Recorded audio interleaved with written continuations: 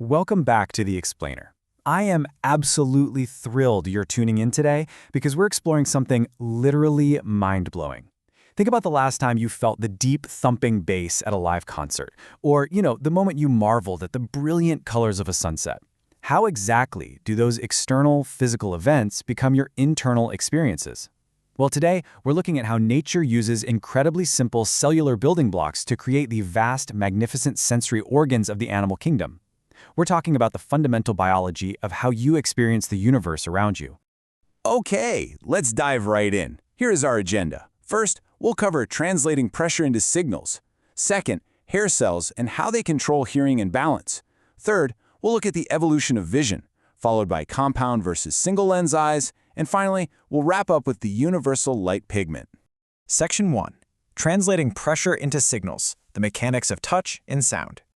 To really understand any sense, we first have to tackle the fundamental biological rule of sensory transduction.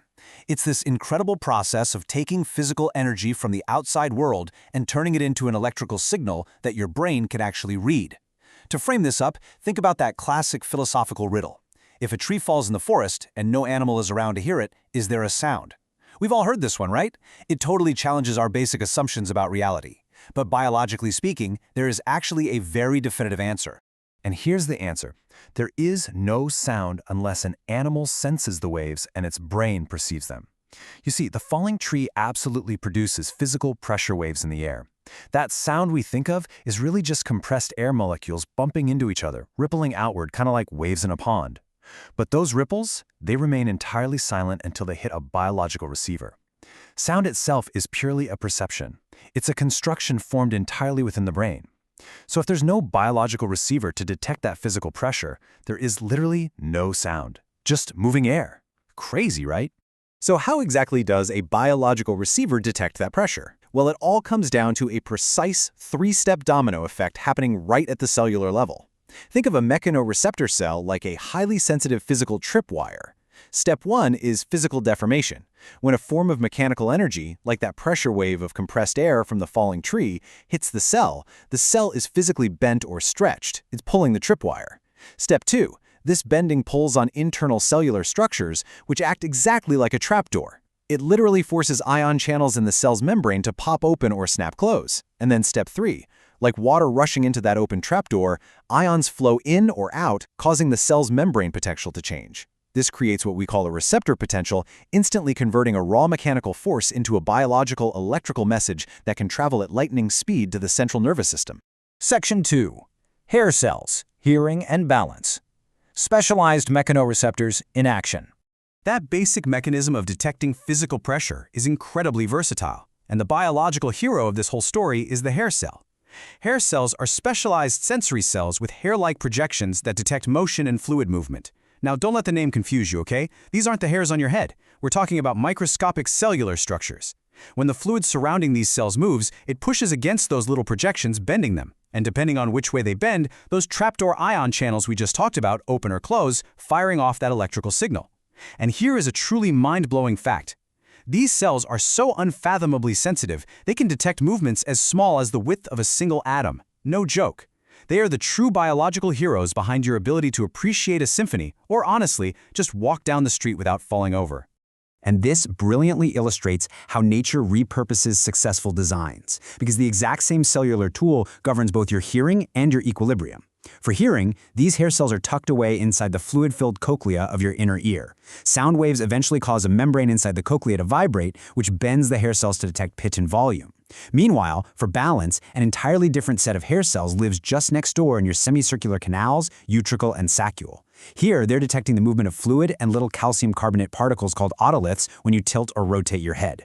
This gives your brain constant updates on gravity and acceleration. Think about what happens when you spin around in an office chair and suddenly stop. The fluid in those semicircular canals keeps spinning due to momentum, right?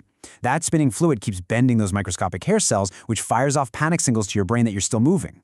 That conflict between what your eyes see and what your hair cells feel is exactly why you feel dizzy. Same cellular tool, entirely different perceptions.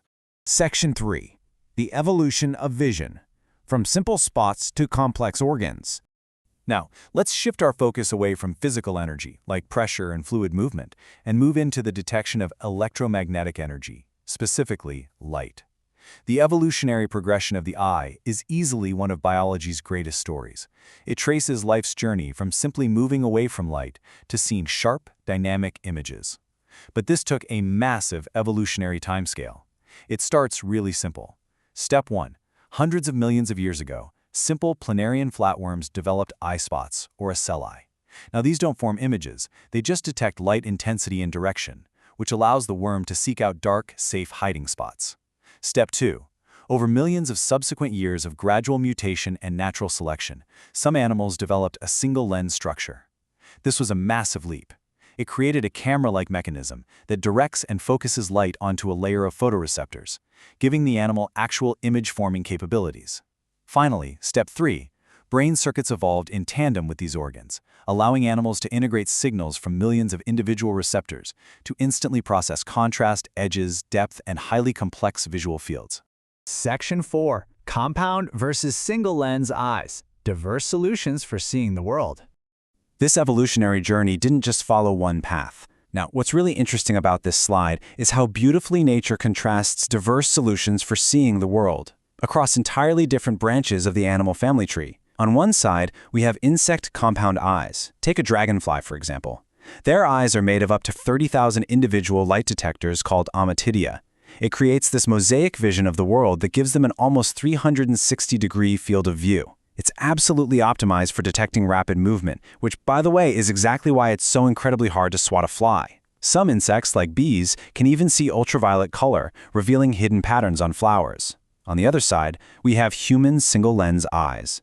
We use a camera-like anatomy, an adjustable pupil acting as an aperture, a lens for focusing, and a retina packed with rods and cones to capture sharp, centralized images. So compared to a dragonfly's wraparound mosaic, humans essentially have high-definition tunnel vision. Structurally speaking, the insect eye and the human eye literally couldn't be more different. Section 5. The universal light pigment, the shared chemistry of sight.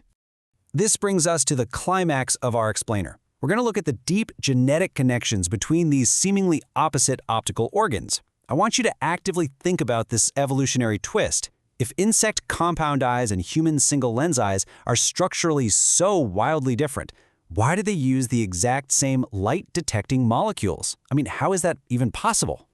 Well, the answer lies in the chemistry of a remarkable little molecule called retinol. Retinol is a light-absorbing molecule derived from vitamin A. Picture this for a second. A single photon of light travels millions of miles across space from the sun, enters your eye, and strikes a retinol molecule.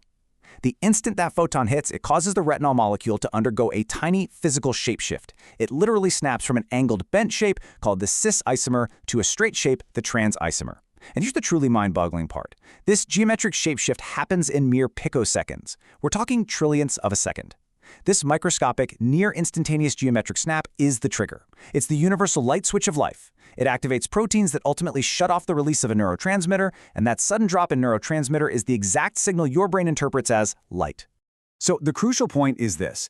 The genetic underpinnings of all photoreceptors were already present in the earliest bilaterian animals. But what does that actually mean for us?